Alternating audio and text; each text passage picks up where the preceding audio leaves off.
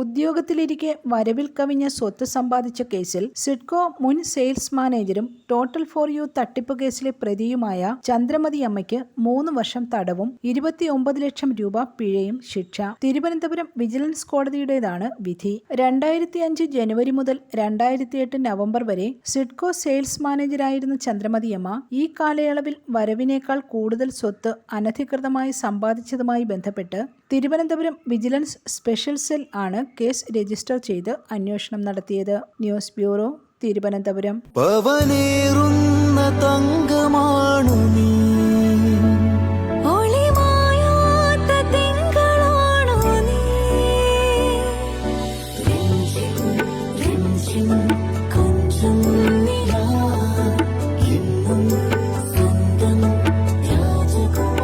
Be a Rajakumari. Rajakumari Gold and Diamonds. The trust of Travancore. Rajakumari.